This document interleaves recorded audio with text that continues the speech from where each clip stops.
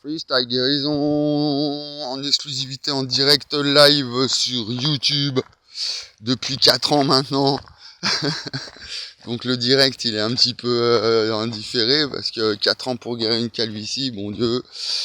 Alors guérir une calvitie ça veut dire quoi? Non, c'est que je me suis retrouvé chauve en l'espace de... On est le 2-3 août 2025, c'était en juillet 2021. Fin juin, c'était, je me souviens, je commence à mettre de l'argile sur crâne plus une plante dont je vous tairai le nom parce que c'est dangereux, j'ai failli crever, je me suis retrouvé chauve en l'espace de même pas une semaine, complètement chauve quasiment, et parce qu'il fallait trouver, j'ai gratté pour détecter vraiment la nature, la cause de la pousse du cheveu en fait. Ce que j'ai découvert en fait vraiment concrètement, c'est comment le principe, le mécanisme dans le corps qui fait pousser les cheveux, mais qui leur donne naissance. C'est pas simplement le cheveu qui pousse en longueur, c'est le cheveu qui sort de son... parce que nous, on représente un cheveu avec un bulbe, c'est ridicule. C'est pas du tout comme ça, la réalité. Enfin, c'est comme ça qu'on la voit. On voit un bulbe avec un cheveu qui sort. Mais en fait, il y a un vrai processus, un mécanisme. Donc c'est ça que je découvre. Et en me rendant compte que c'est aussi ce qui fait les dents, toute la dentition. Et entre les deux, il y a tout le corps. Il y a tout ce qu'on appelle en médecine chinoise le qi, l'énergie du corps, enfin, ou ce que je sais pas comment les ostéopathes appellent ça. Donc voilà, l'exclusivité du truc sur YouTube. Donc bon,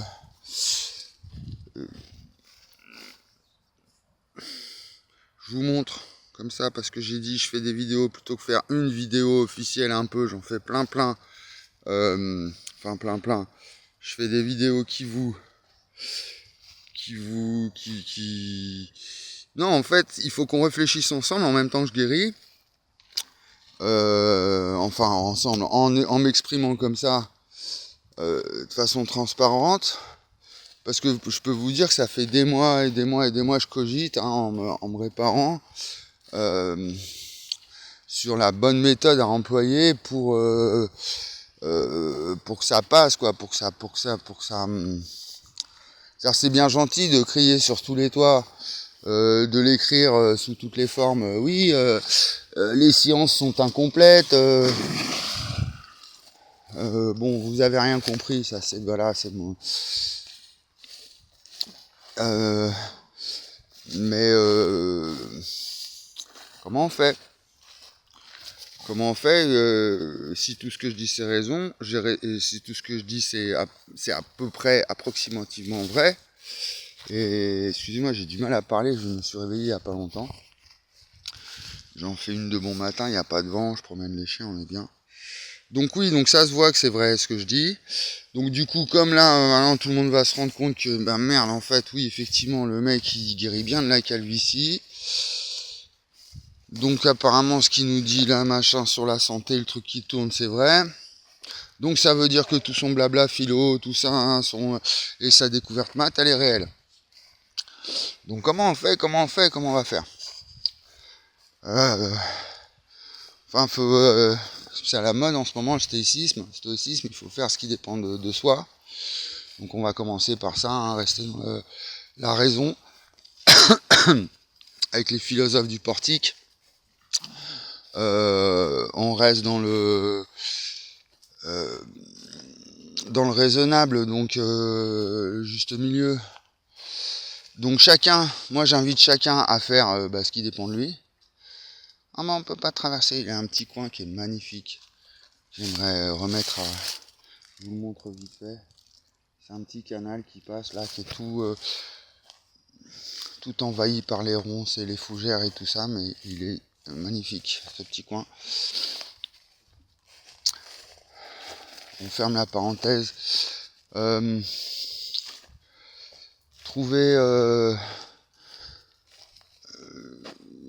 la bonne, le bon moyen, de manière à ce que chacun fasse ce qui dépend de lui, en fait, voilà.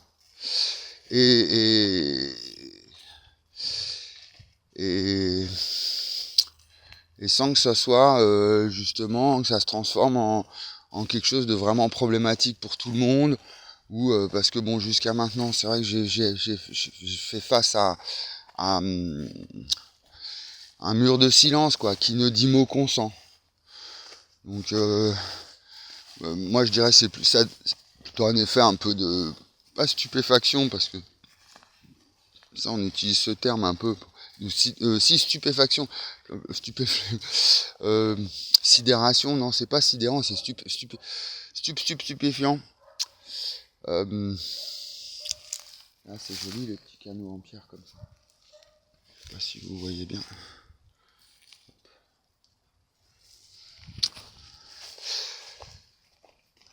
Donc ouais, c'est une grande nouvelle pour toute la connaissance, pour toute l'humanité. C'est un espoir.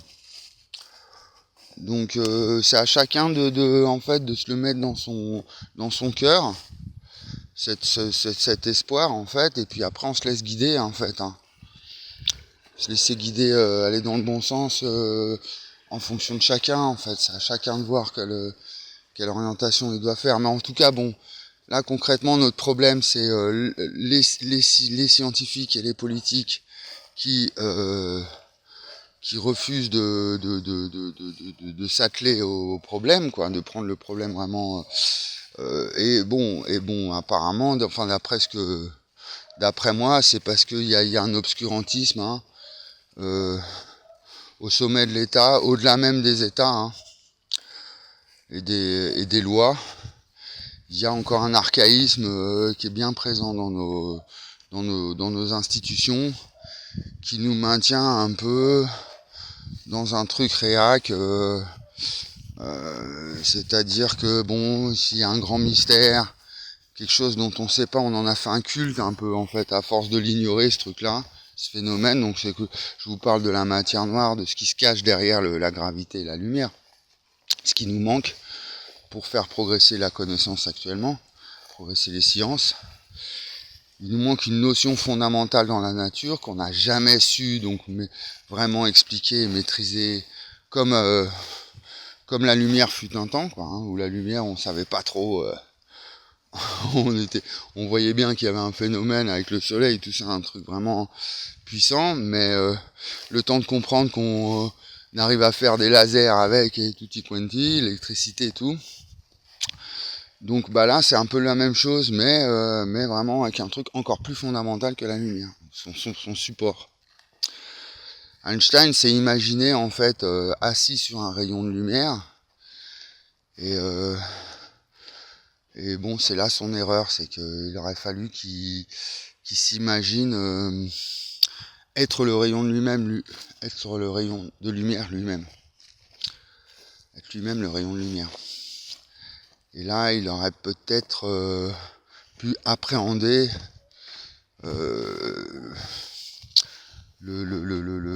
qu'on appelait à l'époque l'éther, et en fait qui avait un rapport. Donc ce que je dis donc un siècle plus tard, c'est qu'en fait c'est la compréhension de l'espace et de la cause de son mouvement.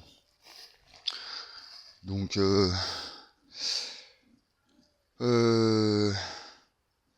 qu'est-ce qu'on fait? Moi l'idée c'était peut-être de recontacter, enfin ça me paraît logique, c'est-à-dire toutes les personnes que j'ai essayé les personnalités médiatiques et scientifiques que j'ai contactées, que j'ai interpellées pour voir si je pouvais avoir un peu de dialogue, de soutien, de contradiction aussi, essayer de compréhension. Donc il y en a plein, il y a des scientifiques de ma génération, qui ont mon âge, d'autres qui sont plus âgés, d'autres plus jeunes que j'ai contactés. Donc des personnalités publiques, parce que c'est vrai qu'après j'ai contacté plein d'autres, enfin j'ai discuté avec plein d'autres, des internautes lambda. Donc après bon bah moi je fais ça pour eux, pour vous, pour le donc il aurait fallu en fait ces années que je puisse constituer une espèce d'association, quelque chose que j'emmène des gens avec moi dans mon réseau, mais c'est vrai que j'étais tellement dans une lutte intellectuelle où personne peut vraiment me soutenir s'il s'agit vraiment d'un enjeu aussi fondamental que l'axiomatique en arithmétique, quelque chose de vraiment très pointu. C'est vrai que là, bon, comment voulez-vous que les gens puissent intervenir dans un débat aussi pointu, hein, imaginez entre Leibniz, Spinoza, Newton et Descartes, hein, qui parlent de qu'est-ce que vous voulez qu'il y ait. Bon, après, c'est vraiment une affaire de spécialistes. Par contre, là, le fait que je guérisse donc ce calvitie, là c'est plus, là ça concerne trop l'intérêt général pour qu'on s'en tienne à une affaire de philosophe ou de. Là, ça concerne vraiment, c'est l'intérêt public. Donc, peut-être refaire.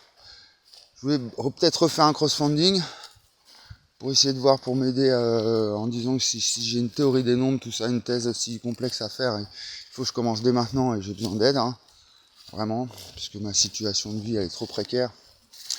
Il faut que je puisse travailler le soir et la nuit en fait. Et moi, comme j'ai 2 panneaux solaires, dès que le soleil se couche, puis là maintenant les jours diminuent. Bon, j'ai pas assez d'électricité, il suffit qu'il n'y ait pas de soleil en plus, et là c'est encore plus difficile. Donc je peux pas, vous pensez bien que je peux pas. Encore que bon, hein, on serait au XVIe siècle, c'est-à-dire que j'ai beaucoup de travaux sur le papier à la main, mais bon. Donc voilà, moi, enfin ce qui dépend de moi, c'est quoi? Bah c'est de du coup donc recontacter un peu tout le monde. Enfin au moins les personnalités connues, hein, Jean-Pierre Petit, je l'ai contacté, tous des gens comme ça, Étienne Klein, compagnie. Je les recontacte, je leur dis voilà, j'ai fini ma guérison, et après ce qui dépend de moi, bah, c'est quoi? C'est d'aller au bout de mon travail, hein. Donc là, Institut Henri Poincaré, je les ai contactés aussi plusieurs fois, hein. Donc là, il faut que je leur dise, écoutez, voilà, je vous fais une théorie des nombres, hein. Enfin, il faut qu'on puisse travailler ensemble, hein. Et avec l'État qui nous soutient, et les banquiers aussi, le capitalisme aussi, hein. C'est-à-dire qu'il faudrait que je fasse en sorte, dans le courrier que je vais écrire à tout le monde, de sortir d'une forme de paranoïa, hein. C'est-à-dire que une forme de, on va dire, c'est-à-dire qu'à partir du moment où j'ai sorti ces hypothèses de 2012, bon, qu'il y a eu un peu une stupeur, et puis une latence, hein, de quelque chose. Il y a un temps, on va avoir le temps d'étudier ce qu'il dit, de voir avec le temps comment, si c'est un fou ou si c'est un bon.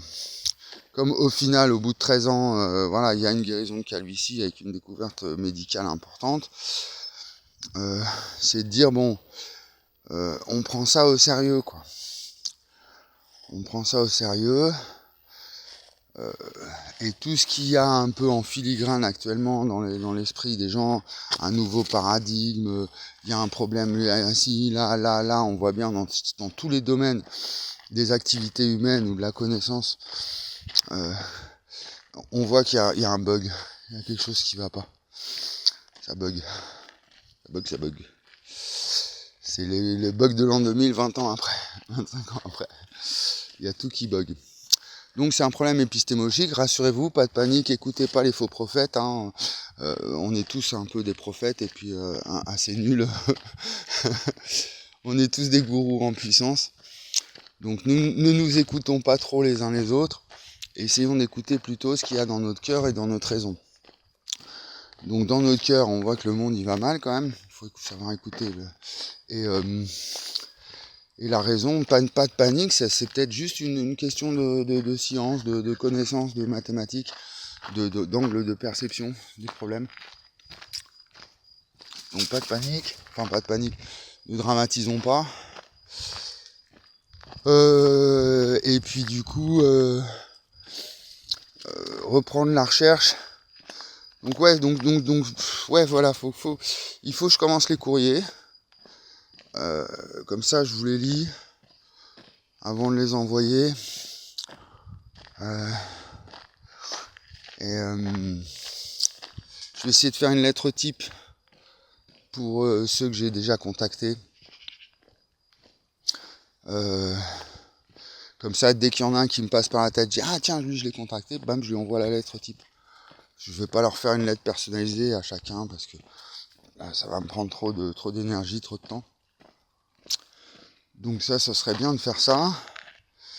Et puis dans cette lettre, du coup, ce serait de dire bon voilà, je suis désolé, hein, c'est pas que je suis quelqu'un d'autoritaire qui veut imposer absolument sa vérité aux autres. Hein. C'est j'ai fait mon taf. Et voilà ce qu'il en est. Donc voilà, moi je vous fournis les conclusions de mon travail. Après, à vous de faire ce qui dépend de vous. Hein, voilà. Alors, c'est pas une lettre forcément où je vais leur demander quelque chose, leur mettre la pression. C'est simplement, je les tiens comme je faisais un peu avant même. Hein, je tiens à informer la communauté scientifique de mes avancées dans mes recherches. Donc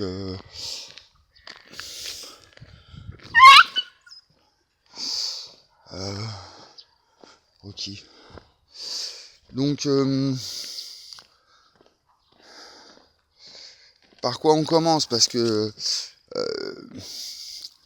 les mathématiques, c'est vrai que bon, moi c'est pas mon domaine. Moi j'aurais bien voulu remettre le bébé, le confier à quelqu'un qui, ou alors peut-être que je fais ça, c'est-à-dire je dis bon, moi je reprends mes travaux, voilà, dans deux conditions. Un, que l'État arrête de me persécuter et il soit de mon côté et non pas contre moi. Et deux, que les scientifiques décident de travailler avec moi, plus ou moins, enfin en tout cas de prendre en pareil que l'État, c'est-à-dire qu'il n'y a pas de persécution de la part des scientifiques, mais il y a un mépris, il y a un rejet. Donc tenir compte de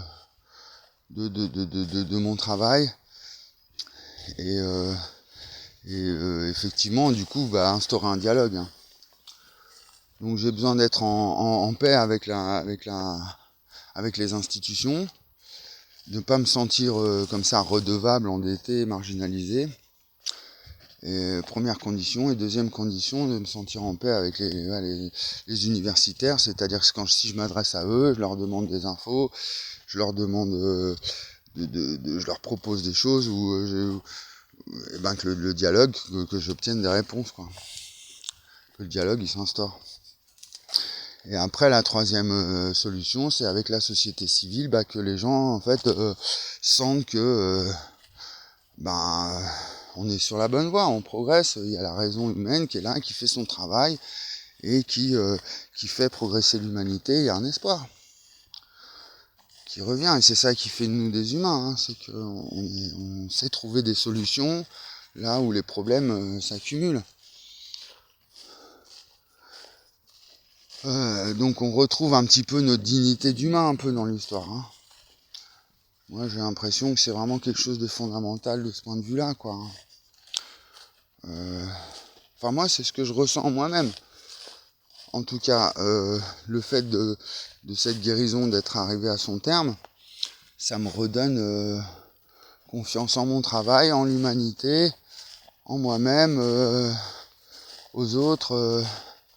Ça me redonne confiance en la vie, hein, même si la vie elle reste qu'elle est cruelle, elle est tragique. Voilà, il n'y a pas de raison que ça finisse mal la civilisation humaine, et que ça finisse en mode autodestruction ou effondrement. Non, il n'y a pas de raison, on peut continuer de progresser. Donc voilà, c'est comme ça, c'est les humains parfois ils se perdent en conjecture, leur évolution, elle finit dans un cul-de-sac des fois. C'est comme un labyrinthe.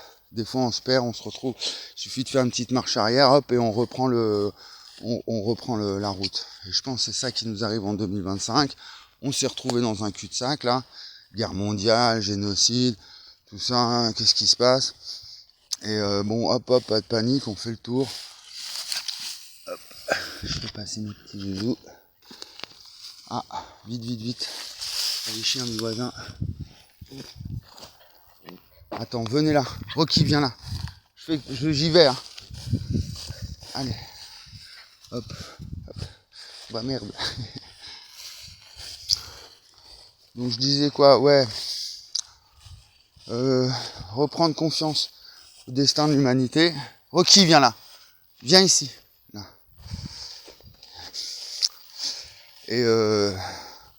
Et puis après, donc reprendre confiance en soi. Et puis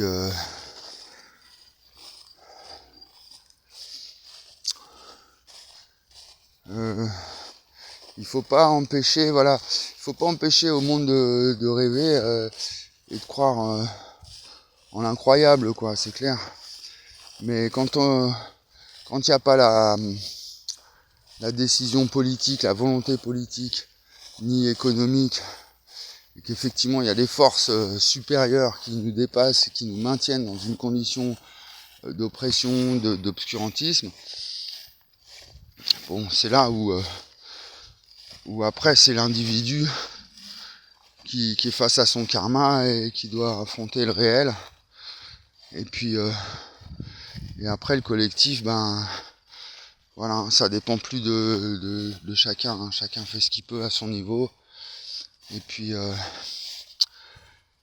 voilà. Donc on va pas aller trop vite, ça sert à rien de repartir direct parce que j'en crève d'envie de me remettre dans mes recherches et tout, mathématiques, hein, et tout le reste. Mais il faut garder le bon rythme, pas aller plus vite que la machine, que la musique. Donc là, au stade où j'en suis, l'urgent là actuellement, c'est d'informer la communauté scientifique de ce qui se passe au niveau de mes recherches. Voilà.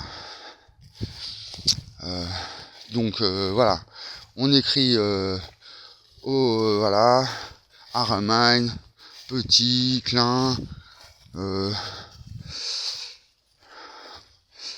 Bob Roth, Barreau, tout ça, tous ces gens-là qui sont un peu dans la philo et voilà, même Branco là, et les sciences.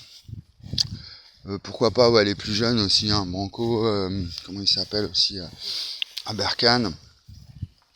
Je les préviens tous. Je leur dis ce qu'il en est. Voilà. J'essaie de faire le programme un peu de la journée pour me motiver. Et puis donc je prépare commencer ce courrier là. Et puis peut-être retenter un crowdfunding. Et puis voilà, il faut que je me prépare à tout ça, à la rentrée. Je me prépare au travail. Je me remets au travail.